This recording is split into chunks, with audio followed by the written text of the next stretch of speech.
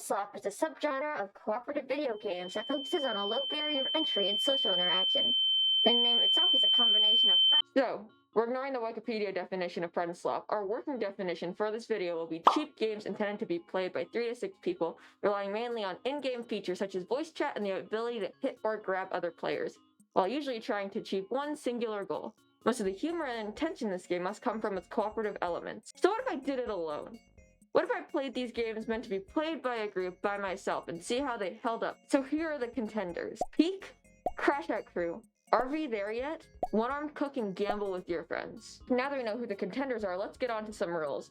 I have to play at least 30 minutes in every game, but I should be aiming for 45. 30 is just the bare minimum. AKA, in some games I might need to do multiple runs in order to hit this time target. I have to finish whatever section, contract, or day it is in the game before I close out also with this. So in games like Gamble with Your Friends or Crashout Crew, I have to wait till I'm in that day area, or I have to wait till I finish the entire contract. That means also if a game's based off a point system, I can't actively interfere with the point system. I have to finish whatever I'm doing first. I have to try and accomplish the game. I can't just sit around for all 30 minutes because I don't like the game that much. I should try to play the game as intended. First off is Peak. Peak is a game created by AgroCrab, where you as Scout wake up after a plane crash. You have to gather material from suitcases and make your way through the 6 biomes to reach, the peak and try to get saved. The higher you go up, the harder it is to find suitcases and resources. When you play with a group, the problem is resource management, because someone is always injured or someone is always, for some reason, starving to death. So it's balancing assistance from other people and then needing more resources. Also, I didn't play Peak in a month or something, and I guess I missed an update because the shore looks like this. Well, the good thing is I don't need to worry about the Scoutmaster touching me, so... Yeah, when you play with multiple people in Peak, there's something called the Scoutmaster. There are 2 conditions he summons under. He summons when the distance between the highest scout and the second highest scout is over 160 meters, and if the highest scout is also below 1,320 meters, and the dude will go after you and try and throw you off the mountain. Of course. The second biome in the game I got was Roots. Yeah, it's full of spores, beetles, spiders. Not fun stuff, but I made it through. This is adorable. The third biome I got was Mesa, and I'm gonna be honest, I don't like this one. I think it's the most difficult one. You can't touch the sun, and there are tornadoes going after you. And they'll fling you across the map. Also scorpions. Caldera and Kiln are pretty similar. Caldera is the entrance to the kiln, with lava that rises up and down and geysers to avoid. But they glow red to indicate when to get off or move away from that area. The puzzle is more based on trying to time when to jump and making sure you have enough resources to climb up the rocks, or finding out what would be the best areas to jump in between. Kiln is a boxed-in area where you gotta climb up inside a volcano in order to reach the peak. There's limited boulders and basically no suitcases. The main thing about this area is planning ahead and knowing where you'd go up, because it's easy to get a bunch of resources, get onto a rock, and then realize the only way to get up is on the other side of the kiln. The last biome is Peak, where you hold up a flare and are saved. So this is my first time finishing Peak solo, and also just completing the game in general, so that was fun. I have over 40 hours in this game, by the way. I'm thinking out of all the Friendslop here today, Peak might be the best one to play solo. Also clocking in at $7.99, it's definitely not bad with how much gameplay you can get out of it. Every 24 hours you get a completely new map, and it'll randomize what biome it is. It's easier to peak with friends and definitely more fun with them. And I enjoy having my friends step on my toes and be my challenge. But I think on its own it stands very firmly as a solo game. Crashout Crew is made by the same developer, AgroCrab, and has given me employment, terrifyingly. The concept is you're on shift as a worker at a warehouse, loading shipments onto trucks. It's a simple concept, but oh my god, the fucking controls in this game. If you've ever played Overcooked, it's like that, but if you're on roller skates and being pushed through a freeway while completing orders. Part of the appeal of the game is having really funny physics and probably friends. When alone, the game is easy because no one's in my way, but it's also not fun because no one's in my way. You work through contracts in this game. Now, for this I only played through the first contract because I didn't realize there were more until after I finished it.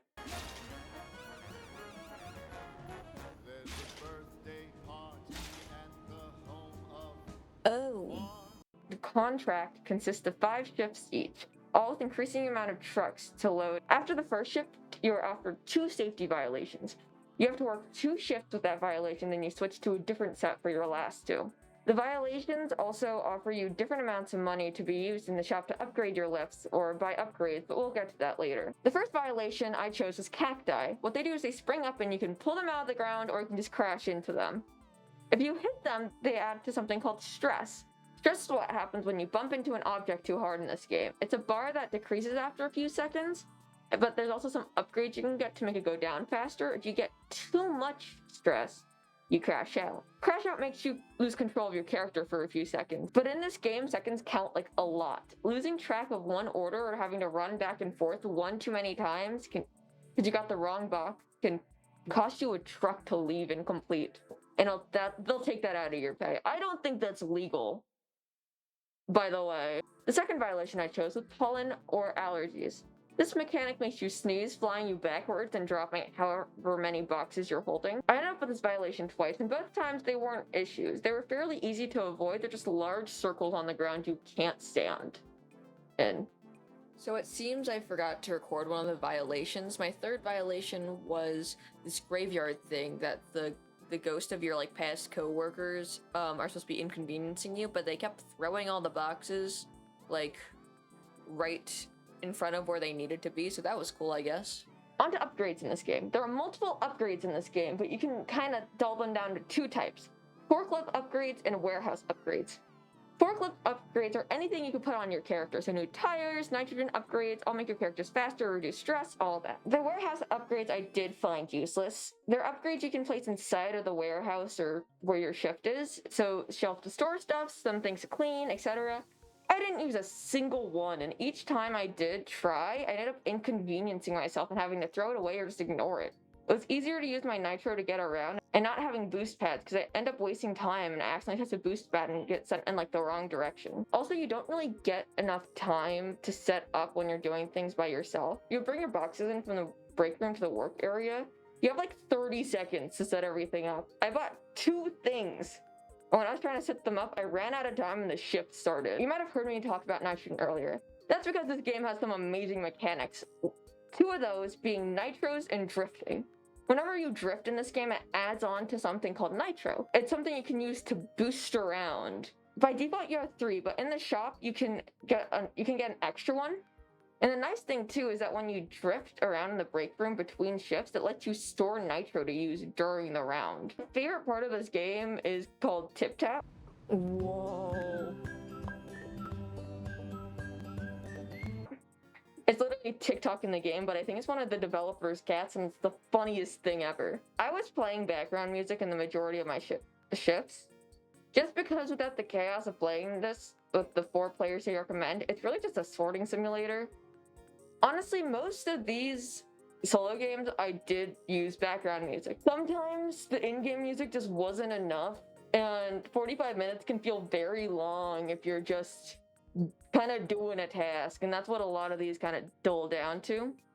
And even like Peak, I have so many hours in Peak, but the entire time I will be listening to like a podcast or like Reddit stories. Like, probably recommend Oz Media if anyone wants to listen to those. It's not because I find these games boring, but it's because when you spend so much time doing the same thing over and over again, the gameplay loop gets a little bit mind-numbing. I was talking to someone a few days ago who described Peak as an item management game, and at the heart of most of these games, they are just sort of like a co-op management simulator. And when you take the co-op out of the co-op management simulator, it's just a management simulator, like moving boxes or doing like a very menial task. And that's like not bad. It cannot be boring, but it's just sometimes you need something to push you through that. Overall, I actually really liked Crashout Crew. It's $7.99, same price as Peak. But is it as good as Peak itself? I would say they're very different. Peak offers challenge. I found it a lot more difficult, but this was honestly very relaxing, and with the right thing, I could probably spend a few more hours on this if I didn't have 4 more games to get through.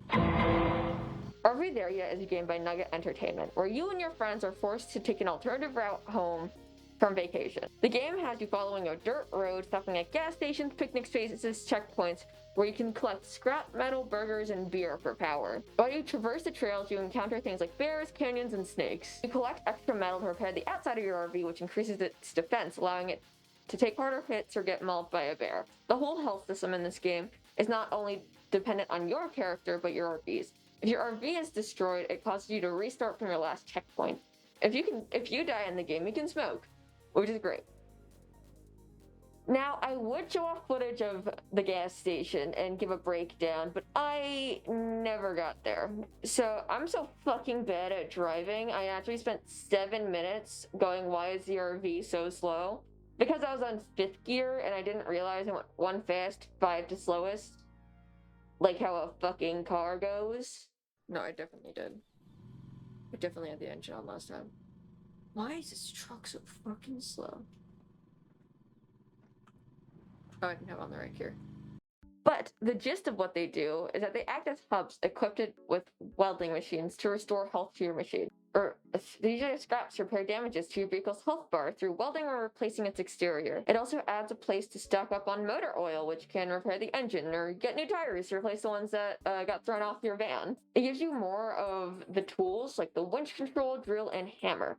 The winch pulls your vehicle in either directions to help with being up hills, hook your friends onto the back, or stop your friends from running away with the truck. It's good for, in general, breaking the game. The physics and logic in this game is basically non-existent, which is really good for being funny. It takes itself seriously enough that it can follow like a certain line of logic, but allow itself the liberties of throwing things through your windshield or just your RV exploding at touching a rock.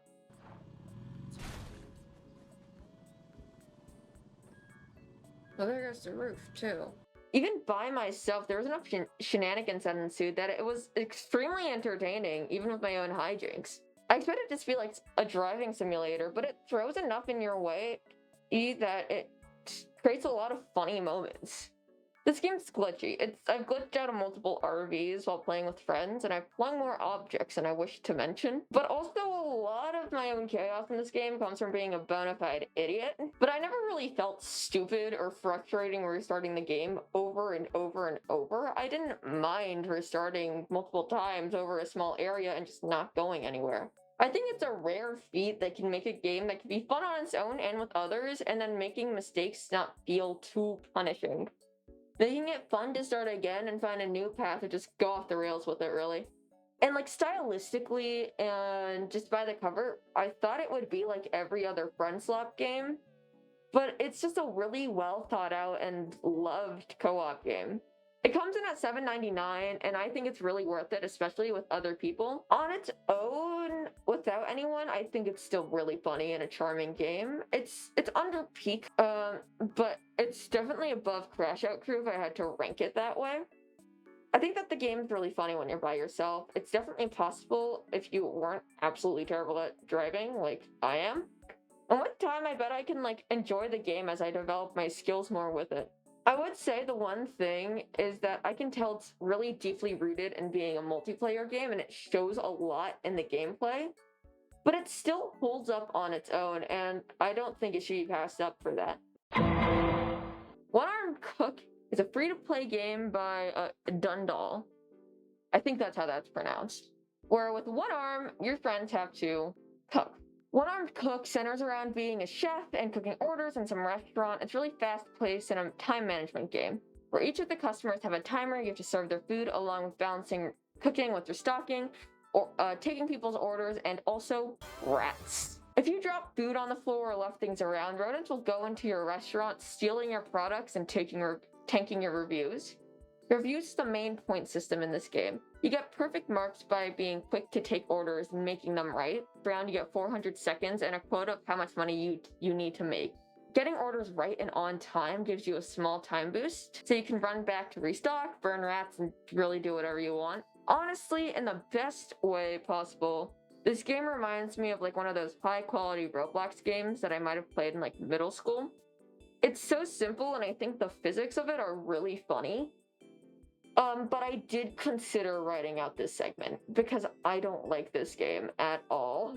on its own, it's just too much to manage, and I'd recommend playing it with more than just one person because this game becomes like a very stressful chore. It goes from doing nothing simulator to everything's on fire and now you're out of time for shit simulator really fast. I just couldn't get like playing it alone. I did a few runs of it, and on my first run without me even blasting the album, it felt empty. I checked later, the music in this game is just people talking. It became so much more tolerable and so much more enjoyable, having absolutely anything to listen to in this. Also, I'm going to be honest, I broke a rule with this. I did not play for 30 minutes. I played for about 22. I broke up playing this game over 2 days, like something happened like 15 minutes in. And I spent the first day on the easiest level, which is an ice cream one, and hanging out with this rat. You like my toy? Whoa. And on the second day, I don't know what the fuck it was. It just kept crashing. Well,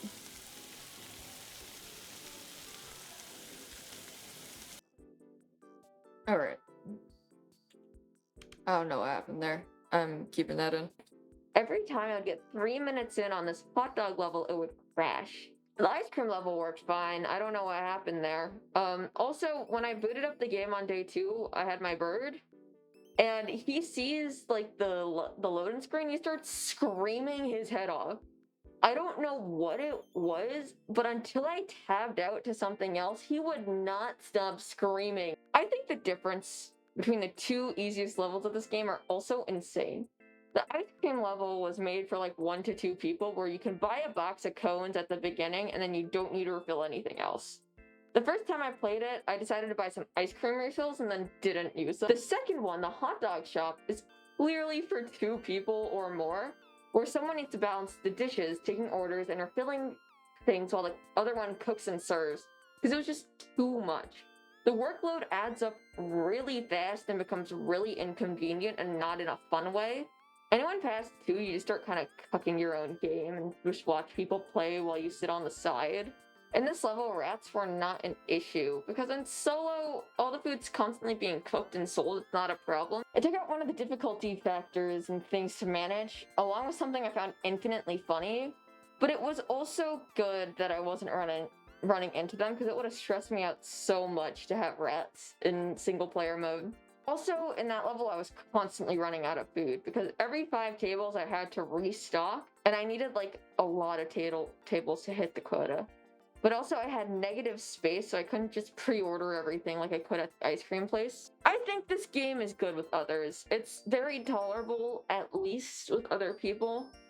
But by itself, I don't think it holds up well. Definitely not as well as the others. I will say I have a lot of games. I have a lot of like Friendslop games to play with other people. This is never one that we reach for. Now the last one here is Gamble with Your Friends by Team GWFY and 10 Stacks. And it is the epitome of Friendslop in the opposite way of peak. The concept of this game is you have a giant debt to pay off with loan sharks on your tail. It comes in 5-minute days where you are sent to the casino and you have to gamble to hit a quota or else. You gain tickets from gambling you can use to customize your character or buy items to help in the next round. I will say, unironically, Holy Statue and alcohol are goated in this game. Alcohol temporarily will increase your earnings by putting a multiplier onto it, and the Holy Statue protects you from losing money when you go in. The more days you complete, the higher you get in the casino, but I never get far. But my god, I love gambling. Part of playing the solo is that most of the chaos and most of the fun is that you share a bank account with everyone in your game. So when it's just you, it's just kind of a guy gambling. But when it's with your friends, you could reach the goal and then someone won't realize that they hit the goal and then they would just accidentally lose all of the fucking money. I really recommend playing this game, though. I had a blast doing it on my own. It was actually so much fun. Profits. All I see are the numbers skyrocketing. Oh, this is great. There's so much RNG into this game, the loop is never dull. Now, I will say, if you don't like gambling, you will not like this game. But if you like gambling and you like having goals, I will say this is a very fun game. There's a lot of really funny things in this game, like my hat, and a lot of things I find charming, like the intro coin flip that dictates if you can get into the game or not, or the loan sharks contacting you via shark phone. But in comparison to others, a lot of this game does rely on being a gambler. I love this game, especially with other people, but if you don't want to literally do a coin flip, if you want to enter the game, then maybe it's not for you. Now, the best Friendslop game here would be Peak. But that would be unfair to say, because Peak is the only one here I would say that's built to be both a co-op and a solo game. Any of the games here can work as their own solo game. I'm not here to dictate what a good and bad game is, especially since I'm not really playing them as intended. If you want to play Crashout Crew by yourself, then play it by yourself. If you want to play Gamble with your friends with 3.5 people, play it with 3.5 people. But I will question how you got half a person and how legal it was. Honestly, this was just a fun little experiment, and I am now out of script.